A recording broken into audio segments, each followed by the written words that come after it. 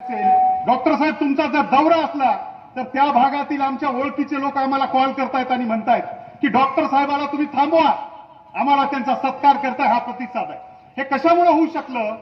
सध्या जे केंद्रामध्ये बसलेलं जे सरकार आहे, या सरकारने गेल्या 10 वर्षापासून जे आपल्याला आश्वासनं दिली, चंदन पाटील तुमच्या भाषेत जर सांगायचं झालं तर हे आश्वासनाची जर खैरात आपण बघितली, काय झालं म्हणे, ज्या वेळेस हे टीव्ही लागला होता 2014चा हा किस्सा आहे की ह्याने आश्वासनं सांगितले प्रत्येकाच्या खात्यामध्ये 15 लाख रुपये त्या ठिकाणी पडतील, शेतकऱ्याचं उत्पन्न दुप्पट केलं जाईल, गॅस सिलेंडरचे भाव कमी केले जातील, या ठिकाणी डिझेल पेट्रोलचे भाव कमी केले जातील. हे सगळं टीव्हीवर ऐकत असताना एका केळ्याच्या गाड्यावर एक आमचा सामान्य माणूस केळं विकत होता. तिकडे पंतप्रधान सांगायचे या प्रत्येक के खाते पे 15 लाख रुपये गिर जाएंगे, पण ते केळेवाडा गाड्या माळे तिथं हे घोषणा केलं, ते बागवान त्या ठिकाणी म्हणायचं आलिमबाई केळं घ्या केळं.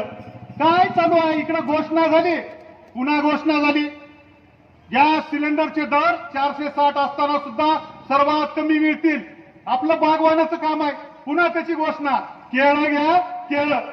पुन्हा त्यानं सांगितलं की पेट्रोल डिझेलचे दर वाढलेले आहेत, आता ते कमी केले जातील, पुन्हा तिकडं आपला बागवान सामान्य माणूस त्याच्या ध्यानी नाही म्हणी नाही, त्यानं तिकडून चालूच केळं घ्या केळं.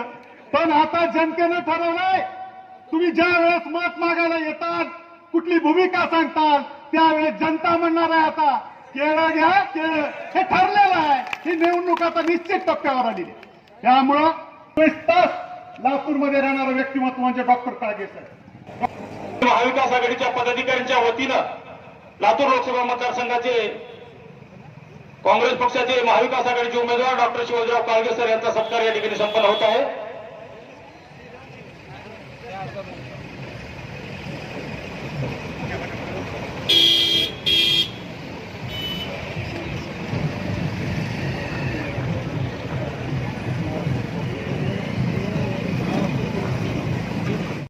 की आपला धर्म आपल्या घरात, आपल्या घरात आपला धर्म, हिंदू मी आहे, बौद्ध मी आहे, आपल्या घरात. पण ज्या वेळेस